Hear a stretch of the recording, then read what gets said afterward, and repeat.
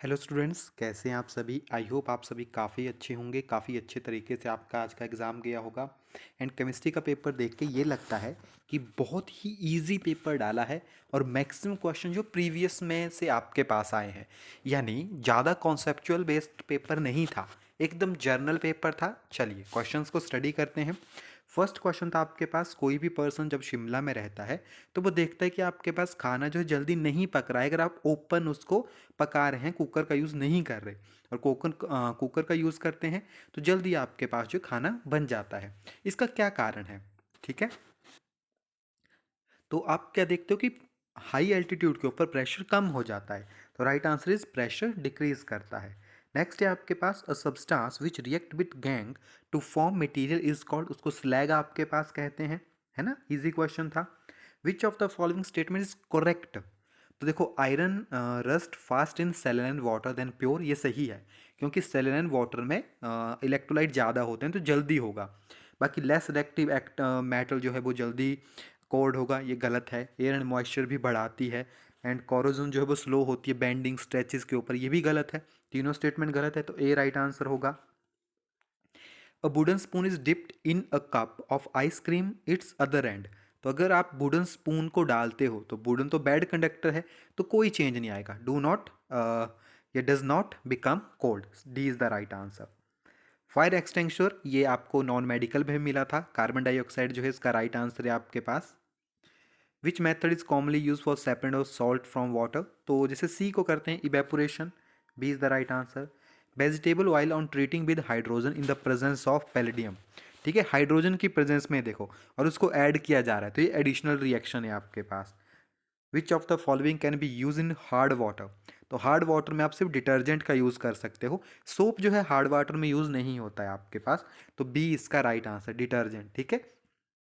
Next है आपके पास, permanent hardness of water is due to the presence of chloride and sulphate of calcium and magnesium.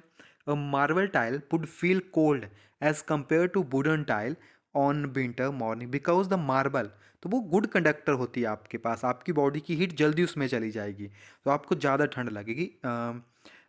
Is a better conductor of heat than the wooden tile.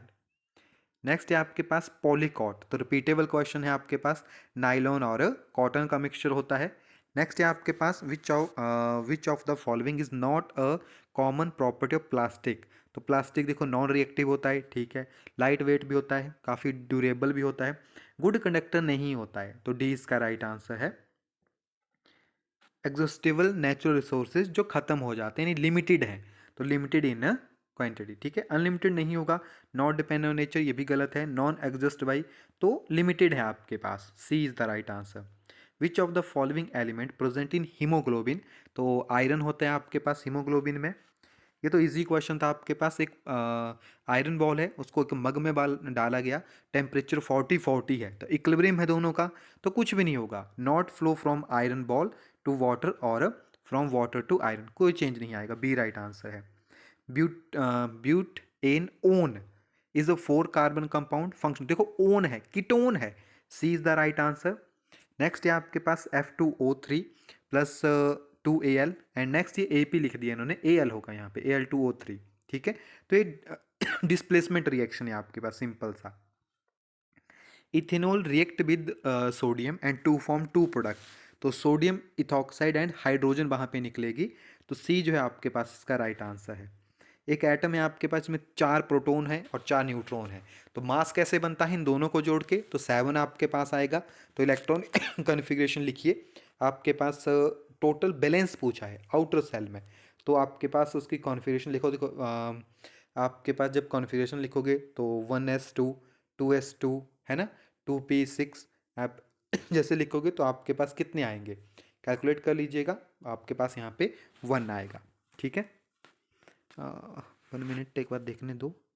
3 proton है आपके पास total, जिसका atomic mass है ना वो भी आपको देखना पड़ेगा क्योंकि 7, चेक कर लेना एक बार, ठीक है।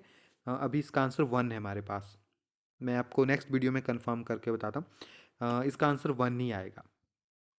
नेक्स्ट है आपके पास, number of valence electron Cl negative, तो Cl में पहले 7 होते हैं, एक और इलेक्ट्रॉन आ गया तो 8 हो जाएंगे, ठीक है, 8 आपके पास। रदरफोर्ड अल्फा एक्सपेरिमेंट ने एटॉमिक न्यूक्लियस के बारे में बताया था, A is the right answer. Maximum number of molecule किस में होंगे, 1 ग्राम ऑफ H2 में आपके पास होंगे। A few substance are arrange in increasing order of force of attraction. तो आपको पता है सॉलिड में सबसे ज़्यादा होती है फोर्स ऑफ अट्रैक्शन। तो देखो लास्ट में विंड है, ऑयल है, शुगर है और air.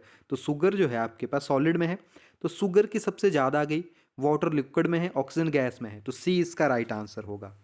Electrolysis of water, decomposition reaction, तो ऑक्सीजन और हाइड्रोजन की रेशो तो 2:1 होगी, B is the right answer. Phosphorus को ठंडे पानी में आपके पास रखा जाता है। Which of the following hydrocarbon undergo additional reaction, तो सिर्फ और सिर्फ अनसेचुरेटेड कंपाउंड ही जाएंगे, जैसे आपके पास C2H2 आपके पास हो गया, C3H6 आपके पास हो गया, यानी जिनमें आपके पास डबल बॉन्ड प्रेजेंट हो या मल्टीपल बॉन्ड्स प्रेजेंट हो। तो थर्ड और फोर आपके पास, यानी C is the right answer. Most durable metal plating on iron to protect against corrosion, वो जिंक प्लैटिनम आपके पास होगा, D is the right answer. Which of the following element exhibit maximum number of electron valence electrons, देखो sodium में तो होंगे नहीं, starting में आपके पास एल्यूमिनियम भी आपके पास इसमें 3 के अराउंड आएंगे, एंड सिलिकॉन में नहीं, तो फास्फोरस में आएगा, D is the right answer. Anaerobic bacteria, तो इसको चेक कर लेना, इसका है ना, सी इसका राइट आंसर होगा, दोनों केमिकल प्रोसेसेस हैं। एंड लास्ट था विनेगर, तो विनेगर 5 to 8% एसिडिक एसिड का सॉल्यूशन होता है इन वाटर में, तो सी इसका राइट आंसर है। बहुत इजी था आपके पास। किसी क्वेश्चन में अगर आपको लगता है कि कोई इशू है, आप हमें कमेंट कीजिएगा, नेक्स्ट वीडियो में हम उसको आपके लिए ज़रूर सॉल्व करेंगे। तब तक के लिए थैंक यू।